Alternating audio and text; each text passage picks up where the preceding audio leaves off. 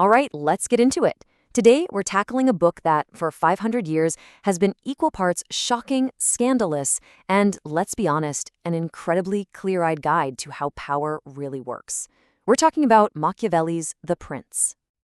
So let's just start with the book's most famous and most unsettling question. If you're a leader, is it better to be feared or to be loved? Machiavelli's answer is pretty chilling.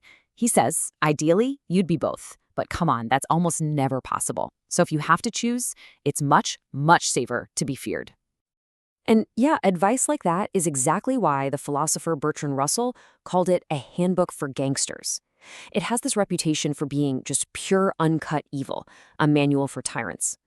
But to really understand why he wrote it, you've got to understand the man himself and what happened to him. See, Niccolò Machiavelli wasn't some all-powerful king or a bloodthirsty general. He was a bureaucrat, a high-ranking diplomat for the city-state of Florence. And his life took this absolutely catastrophic nosedive that led directly to him writing this book. I mean, just look at how fast it all fell apart. For 14 years, he was at the absolute center of Italian politics, hobnobbing with kings and popes. Then, in 1512, the government in Florence gets overthrown. The Medici family comes back into power, and just like that, his career is over. But it was way worse than just getting fired. He was accused of plotting against the new regime, thrown in prison, and even tortured. When he finally got out, he was broken, disgraced, and banished to a little farm out in the countryside. And this quote, man, it just paints such a vivid picture. During the day, he's a nobody, dealing with farm life. But at night, he'd go into his study, put on his old, fancy diplomat clothes, and just escape into his books. He imagined he was talking with the great leaders from history, asking them straight up, how did you do it? How did you win and hold on to your power? The Prince basically came out of those imaginary conversations. Now, to really get Machiavelli's advice, you have to understand the world he was living in. This wasn't some orderly place with clear rules. It was a brutal, chaotic, dog-eat-dog world. So yeah, forget the Italy you might see on a postcard today. 15th century Italy was this messy quilt of competing states. You had the Kingdom of Naples down south, the Papal States controlled by the Pope in the middle, and then the big, wealthy city-states up north, Florence, Venice, and Milan. And these guys were not friends. They were constantly fighting, making alliances, breaking alliances, anything to get an edge. For a while, there was this very tense, very fragile balance of power. But in 1494, that all came crashing down. France invaded, and the whole Italian peninsula just exploded into a war zone for the major European powers.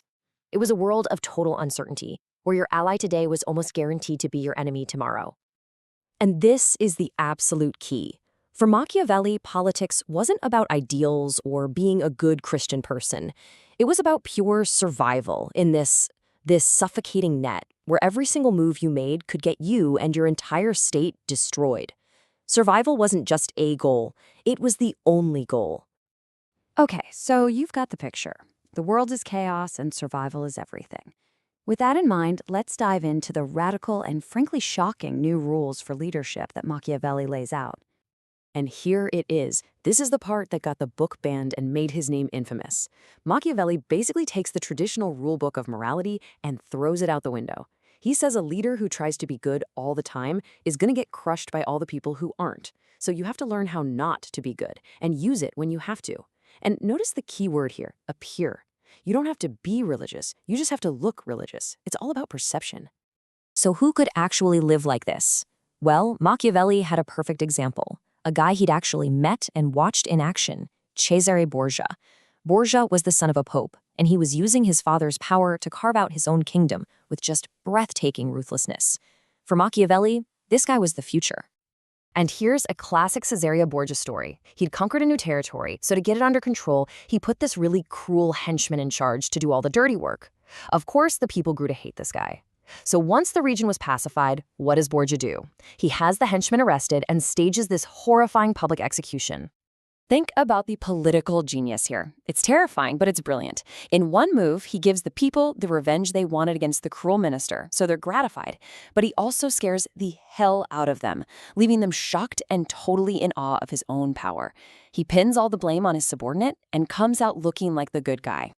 This all boils down to one of his most famous and brutal maxims. His logic is simple. If you hurt someone just a little bit, they'll live to get revenge. But if you crush them completely, well, they can't. For a ruler, there's no safe middle ground. Half measures are always a mistake. So you can see this isn't just philosophy. It's a cold, hard playbook. For instance, you conquer a city that's used to being free. Machiavelli gives you 3 options, but he's brutally honest about which one is the safest bet. If you really want to eliminate the threat for good, you have to ruin them. Now, a book this explosive was never going to just sit quietly on a shelf. Its ideas leaked out into the world, and the name Machiavelli started to mean something else entirely. The backlash was immediate. As soon as it was officially published, the Catholic Church put it on their list of banned books. Over in France, it was blamed for sparking religious wars. And pretty soon, the murderous Machiavelli became a stock villain on the English stage. You know, the sneaky, poison-happy Italian schemer. That caricature has really stuck around. But here's where it gets really interesting. What if everyone was reading it wrong? Later thinkers, like Jean-Jacques Rousseau, came up with this radical reinterpretation. They argued that Machiavelli wasn't writing a handbook for tyrants, he was secretly writing a handbook for the people, exposing all the dirty tricks that rulers use so that citizens could learn to defend their freedom. And yet, on the flip side, you can't ignore who else found the book incredibly useful. Autocratic leaders throughout history have pointed to the prince as their guide. Benito Mussolini himself called it a vademecum, basically an essential handbook. So it's been used to justify both freedom and tyranny, which is part of what makes it so powerful. So, what's the big takeaway here? I think it's this deeply uncomfortable idea that the world of power might just operate on a completely different moral wavelength. That what a leader has to do to keep a state safe might be something we'd call evil if a normal person did it. Machiavelli didn't invent this reality, but he was the first to look it straight in the eye and write it all down. And that really brings us to the final question, the one I want to leave you with. Just look around at our world today, at leaders who talk about national interest above all else, who master the art of public relations to shape how we see them, who understand the power of decisive, even ruthless action. How much has really changed in 500 years? You might be surprised.